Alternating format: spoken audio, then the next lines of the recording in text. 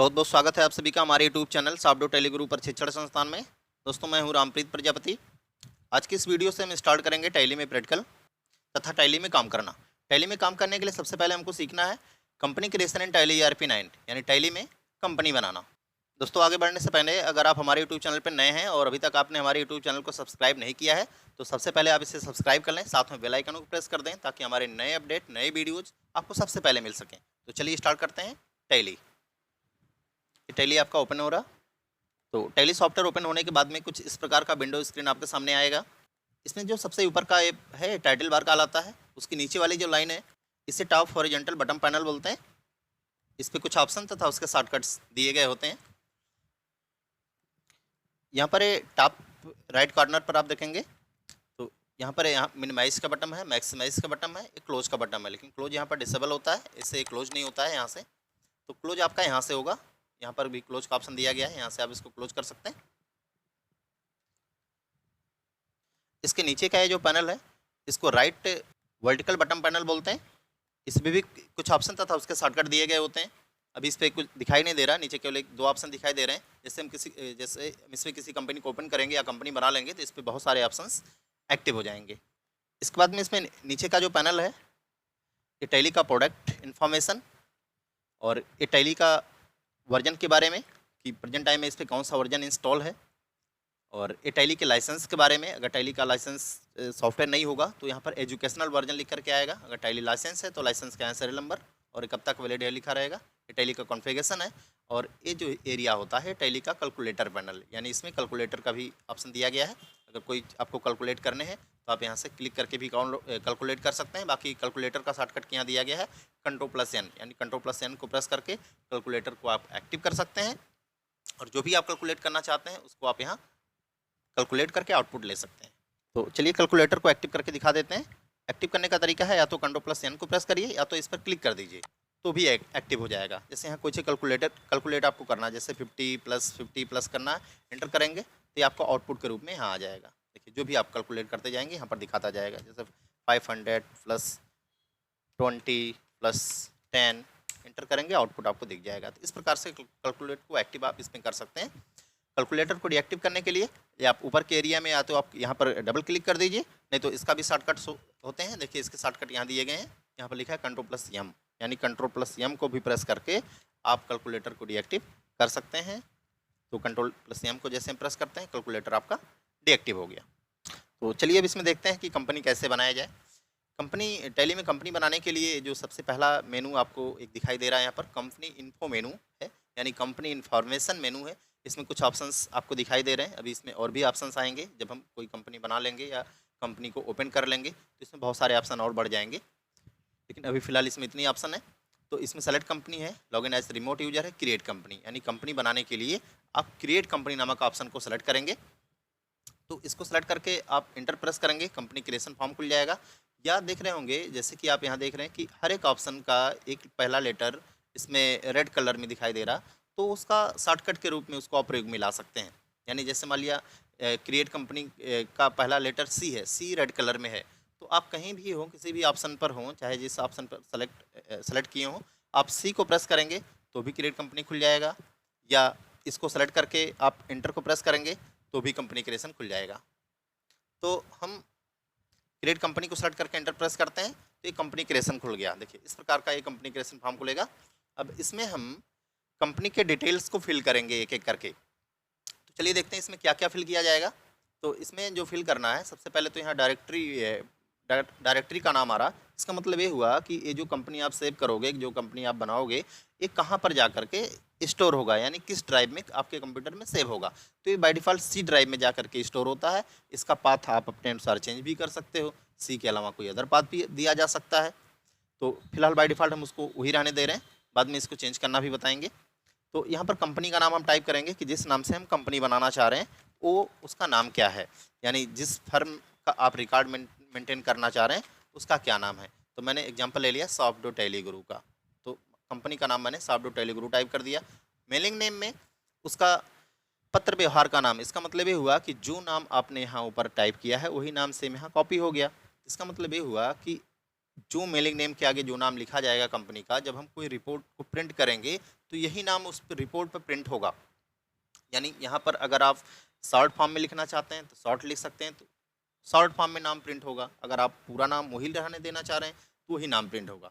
तो कहने का मतलब यह है कि मेलिंग नेम में जो नाम लिखा जाएगा जब कोई रिपोर्ट हम प्रिंट करेंगे टैली से, तो यही मेलिंग नेम में लिखा गया नाम ही उस रिपोर्ट पर प्रिंट होगा। इसके बाद में यहाँ पर हम एड्रेस को टाइप करेंगे। तो जो एड्रेस होगा कंपनी का उसको यहाँ लिखेंगे। जैसे मैंने यहाँ लिखा नियर अपना एड्रेस,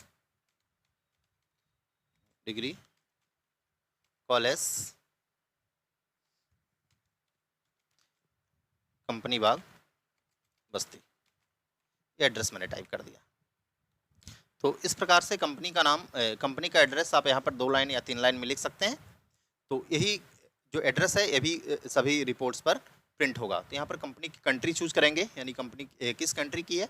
तो आप यहाँ देखें तो एक कंट्री की लिस्ट यहाँ पर आ रही है राइट साइड में। तो यहाँ से हम कंट्री चूज करेंगे कंपनी का। तो बाय डिफ़ॉल्ट तो इंडिया इसमें सेलेक्ट है, बाकी अगर कोई कंट्री लेना चाहते हैं तो आप ले सकते हैं एरो की के माध्यम से। बाकी यहाँ पर हम इंडिया को सेलेक्ट करके आगे बढ़े। तो इंडिया को जैसे सेलेक्ट करके आगे बढ़े, यहाँ पर स्टेट पूछ रहा, तो स्टेट में यहाँ पर हम जाएंगे। तो प्रेजेंट जो भी स्टेट हैं इंडिया के, वो सारी स्टेट की यहाँ पर लिस्ट आ गई। तो यहाँ पर जिस भी स्टेट का आप रिकॉर्ड मेंटेन करना चाह रहे हैं या कंपनी जिस स्टेट की है उसको आप यहाँ चूज़ करेंगे। जैसे मान लिया हम उत्तर प्रदेश का रिकॉर्ड मेंटेन करना चाह रहे हैं, तो यू जैसे आप प्रेस करेंगे तो यू से जो भी रहेंगे वो हाईलाइट हो जाएंगे। तो इसको फिर आप एरो की से आप सेलेक्ट करके इंटर कर सकते हैं। तो यहाँ पर कंपनी की कंट्री हो गई, कंपनी का स्टेट हो गया, कंपनी का फिर पोस्टल पिन कोड जो भी होगा उसको आप यहाँ लिखेंगे। कंपनी का कोई टेलीफोन नंबर होगा आप उसको टाइप कर सकते हैं, या कंपनी का टेलीफोन नंबर नहीं है तो मोबाइल नंबर यहाँ पर टाइप कर सकते हैं कंपनी का। कंपनी का फैक्स नंबर है तो उसको आप लिख सकते हैं। कंपनी का ईमेल आईडी है तो उसको आप लिख सकते हैं। जैसे मान लिया कंपनी का ईमेल आईडी teligurubasti@gmail.com, ये मैंने टाइप कर दिया। कंपनी की अगर वेबसाइट है तो इसको आप लिख सकते हैं। अगर ये सारे डिटेल्स नहीं अवेलेबल हैं तो उसको आप ब्लैंक भी छोड़ सकते हैं। अब इतना फिल करने के बाद में इधर हम लोग चलते हैं। इसमें फाइनेंशियल ईयर बिगनिंग फ्रॉम, यानी यहाँ पर डेट पूछ रहा है कि फाइनेंशियल ईयर, किस फाइनेंशियल ईयर का रिकॉर्ड आप मेंटेन करना चाह रहे हैं, उस ईयर का स्टार्टिंग डेट। तो फाइनेंशियल ईयर हमेशा 1 अप्रैल से स्टार्ट होता है। तो यहाँ पर बाय डिफ़ॉल्ट 1 अप्रैल 2020 ले रहा, तो इसको में ही रहने दे रहे हैं। या अगर पिछले किसी वर्ष का आप करना चाहते हैं तो उसको आप यहाँ ले सकते हैं। जैसे इसको आगे बढ़ते हैं तो यहाँ पर लिखा हुआ बुक्स बिगनिंग फ्रॉम, यहाँ पर ऊपर वाला डेट सेम कॉपी हो गया यहाँ भी, लेकिन यहाँ पर इसमें ये होगा कि फाइनेंशियल ईयर तो आपका 1 अप्रैल से स्टार्ट हुआ, लेकिन इस फाइनेंशियल ईयर में आपका बिजनेस, आपका व्यापार किस तारीख से, किस डेट से प्रारंभ हुआ है, उस डेट को यहाँ लिखा जाएगा। तो जैसे मान लिया कि आज 4 अगस्त है और आज के डेट से आप अपना व्यापार प्रारंभ कर रहे हैं, तो यहाँ पर 4 अगस्त लिखा जाएगा, यानी 4 अगस्त 2020 से आप यहाँ लिखेंगे, यानी ये बुक्स बिगनिंग फ्रॉम हो गया। यानी फाइनेंशियल ईयर तो 1 अप्रैल से स्टार्ट हुआ है, लेकिन इस ईयर में आपने 4 अगस्त से व्यापार प्रारंभ किया है, तो यहाँ पर 4 अगस्त ही लिखा जाएगा। ये सिक्योरिटी कंट्रोल है, यानी अपने कंपनी को पासवर्ड के साथ प्रोटेक्ट करने के लिए है। इसमें टैली वॉल्ट पासवर्ड अगर है तो इसको आप दे सकते हैं, लेकिन अभी सिक्योरिटी का एक अलग वीडियो मैं बनाऊंगा, उस वीडियो में केवल सिक्योरिटी के बारे में पूरा डिटेल आपको बताएंगे हम। तो अभी इसको हम ब्लैंक छोड़ देते हैं, अभी सिक्योरिटी में हम कोई पासवर्ड वगैरह नहीं सेट करेंगे। यहाँ पर ये भी एक सिक्योरिटी कंट्रोल का ऑप्शन है जिसमें एडमिनिस्ट्रेशन पासवर्ड वगैरह हम दे सकते हैं। तो अभी सिक्योरिटी कंट्रोल का ऑप्शन हम पूरा छोड़ देना है, इसके लिए एक अलग वीडियो बनेगा, उसमें आप पूरे सिक्योरिटी कंट्रोल को अच्छे से समझिएगा। तो चलिए अब आगे बढ़ते हैं।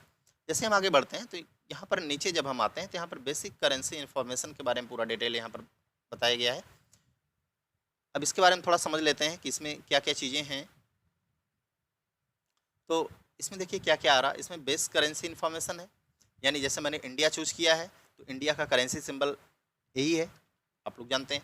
इसका जो फॉर्मल नेम है INR, यानी इसका पूरा नाम INR है। INR का फुल फॉर्म होता है इंडियन नेशनल रुपीज़, यानी इसको हिंदी में बोलते हैं भारतीय राष्ट्रीय मुद्रा।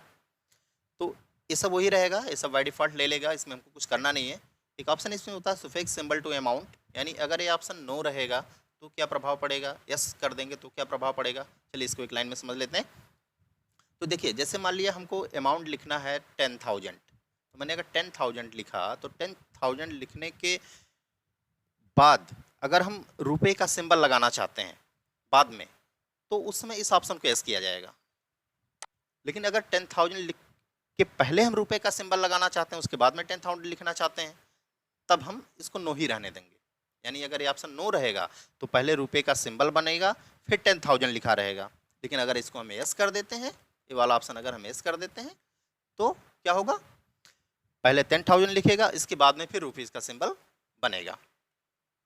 इसके बाद में आगे इसमें जो ऑप्शन है add space between amount and symbol, यानी जो अमाउंट है और जो सिंबल है उन दोनों के बीच में स्पेस होना चाहिए कि नहीं। जैसे मान लिया 10,000 लिखा तो एक स्पेस दे करके रुपए का सिंबल बना रहे, या बिना स्पेस के रुपए का सिंबल बना रहे।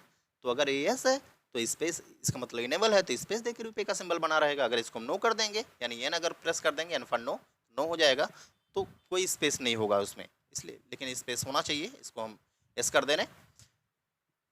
लिखा हुआ है शो अमाउंट इन मिलियंस, यानी अमाउंट मिलियन में शो करना चाहते हैं। 1 मिलियन बराबर 10 लाख, यानी अमाउंट अगर 10 लाख होता है तो अगर ये ऑप्शन को हम यस कर देते हैं, जैसे 10 लाख आप होगा तो लिखेगा 1 मिलियन। लेकिन अगर ये ऑप्शन नो रहेगा तो अगर 10 लाख होगा तो 10 लाख रुपीज़ ही लिखेगा, मिलियन में नहीं लिखेगा, इन वर्ड में टाइप करेगा। तो अब इसको आगे बढ़ते हैं, इस साइड में देखते हैं कि और क्या दिया गया है। इसमें लिखा हुआ है नंबर ऑफ डेसिमल प्लेसेस, यानी अमाउंट को आप दशमलव के कितने स्थान तक देखना चाहते हैं। तो यहाँ पर बाय डिफ़ॉल्ट तो 2 लिखा हुआ है, तो यहाँ 2, 3, 4 तक हम दे सकते हैं। 4 से अधिक आप इसमें नहीं दे सकते हैं। दशमलव को मैक्सिमम 4 स्थान तक टैली में लिया जा सकता है अमाउंट के फिगर को, तो बाय डिफ़ॉल्ट 2 ही रहने देते हैं। बाकी इसमें और देखते हैं, लिखा word representing amount after decimal. इसका मतलब ये हुआ कि दशमलव के बाद का जो हिस्सा होता है उसको क्या बोलते हैं, पैसा, यानी उसको पैसे में मापा जाता है। तो अगर हम रुपीज़ है तो उसको पैसा बोलेंगे, डॉलर होता तो उसी को दशमलव के बाद वाले को हम सेंट बोलते हैं। तो उसके नीचे का जो ऑप्शन लिखा हुआ है कि number of decimal place of amount word, यानी जब अमाउंट वर्ड में लिखे, इन वर्ड में लिखे तो दशमलव के कितने स्थान तक को वर्ड में ले। जैसे मान लिया कि आपने 10,000 10 पैसे लिखा, तो 10,000 इन वर्ड में लिखा आएगा, और 10 पैसे यानी दशमलव के 2 स्थान तक है तो 10 पैसे भी वर्ड में लिखा हुआ आएगा। अगर इसको हम 0 कर देंगे, अगर इसको हम 0 कर दिए तो 10 पैसे नहीं लिखेगा वो इन वर्ड में। तो ये होता है इसमें। तो यहाँ पर पैसा है और यहाँ पर दशमलव के 2 स्थान तक। तो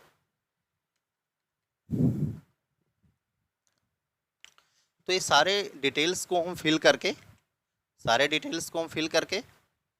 इसके बाद में इसको हम सेव करेंगे। और सेव का मतलब एक्सेप्ट, यहाँ पर सेव होना, या तो इस पर क्लिक कर दीजिए यस पर, या तो वाई को प्रेस कर दीजिए, या तो इंटर को प्रेस कर दीजिए, आपकी कंपनी सेव हो जाएगी। जैसे इसको मैंने प्रेस किया, ये कंपनी हमारी सेव हो गई, और इसी के साथ साथ ये कंपनी हमारी बनके तैयार हो गई। कंपनी बन जाने के बाद में इधर देखिए कुछ ऑप्शंस फिल हो गए, जो ये ब्लैंक था यहाँ पर कुछ एरिया फिल हो गया। यहाँ पर देखिए जो कंपनी सेलेक्ट है उसका नाम दिखा रहा है, यानी प्रेजेंट टाइम में जो कंपनी ओपन रहेगी उसका नाम दिखाई देगा। और यहाँ पर दिखाई देगा डेट ऑफ लास्ट एंट्री, यानी इस कंपनी में लास्ट एंट्री यानी लास्ट ट्रांजैक्शन आप किस डेट में किया था उसको दिखाई देगा। लेकिन अभी यहाँ पर नो वाउचर एंटर दिखा रहा है, इसका मतलब इसमें कोई ट्रांजैक्शन हुआ ही नहीं है। इसका ऊपर इसका करंट पीरियड दिखा रहा, यानी इसका फाइनेंशियल ईयर मैंने 1 अप्रैल 2020 दिया था, तो 1 साल का पीरियड होता है। तो 1 अप्रैल 2020 से लेकर के 31 मार्च 2021 तक इसका फाइनेंशियल ईयर का पीरियड हो गया। लेकिन इस पीरियड में करंट डेट बता रहा है कि 4 अगस्त। 4 अगस्त का मतलब यहाँ पर जो मैंने दिया था वहाँ कंपनी यानी बिजनेस स्टार्ट होने की तारीख, यानी जो बिजनेस स्टार्ट होने की तारीख दिया गया था वो तारीख यहाँ पर दिखाई देगा। अगर हम 1 अप्रैल ही दे दिए होते बुक्स बिगनिंग फ्रॉम में कंपनी बनाते समय तो यहाँ पर 1 अप्रैल आता, लेकिन मैंने वहाँ पर 4 अगस्त दिया था तो 4 अगस्त यहाँ पर दिखा रहा है, यानी करंट डेट, यानी यहाँ से हम अपना व्यापार शुरू कर रहे हैं। इसके बाद में यहाँ पर कुछ ऑप्शन और आ गए। देखिए गेटवे ऑफ टैली, यानी ये टैली का सबसे मेन मेनू होता है जहाँ से हम टैली में कंपनी बनाएंगे, ट्रांजैक्शन को करेंगे, रिपोर्ट को देखेंगे, ये सारे ऑप्शंस हैं। और बाकी यहाँ पर राइट पैनल पे अगर आप देखेंगे तो यहाँ पर भी बहुत सारे ऑप्शंस और एक्टिव हो गए। अभी इसके पहले जहाँ से हम लोग कंपनी क्रिएशन किए हैं, जहाँ से हम लोग कंपनी बनाए हैं, वहाँ पर एक ऑप्शन, वहाँ पर एक मेनू आ रहा था कंपनी इन्फो मेनू, यानी कंपनी इन्फॉर्मेशन मेनू आ रहा था, वो अब यहाँ से गायब हो गया, यानी वो नहीं आ रहा। अगर हमको फिर से एक नई कंपनी बनानी है टैली में या कंपनी इंफॉर्मेशन संबंधित और भी ऑप्शन को जानना है तो यहाँ पर दिखाई नहीं दे रहा, तो उसको एक्टिव करने का तरीका हम लोग जान लेते हैं कि वो कैसे एक्टिव होगा। तो देखिए यहाँ राइट फनल पर हम देखेंगे तो यहाँ पर देखिए एक ऑप्शन दे रहा कंपनी इन्फो, यानी इस पर क्लिक करेंगे तो भी कंपनी इन्फो एक्टिव हो जाएगा। नहीं तो इसका शॉर्टकट भी है, यहाँ F3 लिखा है और इसके नीचे अंडरलाइन है, तो इसको थोड़ा सा हम समझ लेते हैं। देखिए इसमें बहुत सारे फंक्शन आपको ऐसे मिलेंगे जो विदाउट अंडरलाइन होंगे, बहुत सारे ऐसे होंगे जिस पे अंडरलाइन बना होगा, बहुत सारे ऐसे होंगे जिस पे डबल अंडरलाइन होगा। तो इसका मतलब ये होता है कि अगर कोई अंडरलाइन नहीं है तो डायरेक्ट आप फंक्शन की को वैसे प्रेस कर सकते हैं। अगर सिंगल लाइन बनी हुई है तो इसका मतलब होता है ऑल्ट की के साथ, यानी अल्टर बटन के साथ में आपको प्रेस करना है। जैसे अब इसका शॉर्टकट की क्या हो जाएगा, F3 लिखा है और इसके नीचे सिंगल लाइन है तो इसका मतलब हो जाएगा ऑल्ट F3। अगर डबल लाइन होता तो डबल लाइन के लिए कंट्रोल बटन प्रेस में लाया जाता है, यानी CTRL, यानी कंट्रोल प्लस F3। अगर डबल लाइन होता तो कंट्रोल F3 को प्रेस करते, सिंगल लाइन है तो ऑल्ट F3 को प्रेस करेंगे। देखिए इसमें कहीं डबल लाइन होगा किसी में, अभी तो इसमें फिलहाल नहीं है, आगे मिलेगा आपको।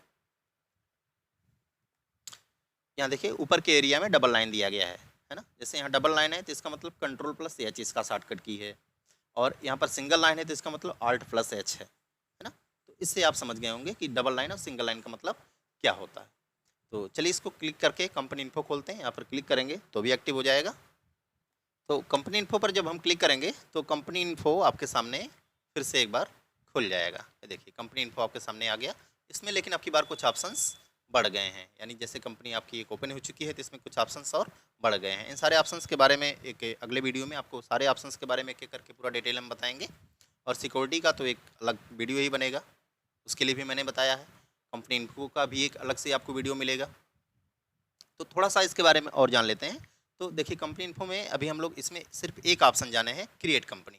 क्रिएट से आपने कंपनी बनाया, अगर आपको दोबारा कंपनी बनाना है फिर से, या एक नई कंपनी बनानी है तो क्रिएट कंपनी को सेलेक्ट करके आप फिर से एंटर करेंगे, फिर से वही कंपनी क्रिएशन आपके सामने खुल जाएगा। चलिए एक बार देखते हैं। जैसे क्रिएट कंपनी को सेलेक्ट करके आपने एंटर किया, फिर से वही कंपनी क्रिएशन आपके सामने आ गया, फिर से सारे नई कंपनी के डिटेल को फिल करके आप कंपनी को बना सकते हैं। अगर कंपनी को नहीं बनाना है तो आप इसको कैंसिल कर सकते हैं। कैंसिल करने के लिए इसमें शॉर्टकट की होता है एस्केप, यानी ESC, जो ESC बटन होता है, जो एस्केप बटन होता है, जो कि कीबोर्ड में लेफ्ट टॉप कॉर्नर पे होता है, उसको आप प्रेस करके आप इसको कैंसिल कर सकते हैं। नहीं तो उसका शॉर्टकट भी होता है क्विट करने का, कैंसिल करने का, कंट्रोल Q, यानी कंट्रोल Q को भी प्रेस करके आप इसको एस्केप कर सकते हैं, कैंसिल कर सकते हैं, और एस्केप को प्रेस करके भी इसको आप कैंसिल कर सकते हैं।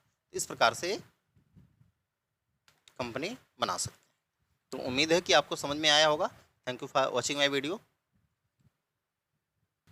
वीडियो को लाइक शेयर ज़रूर करें और चैनल को सब्सक्राइब ज़रूर कर लें। Thank you.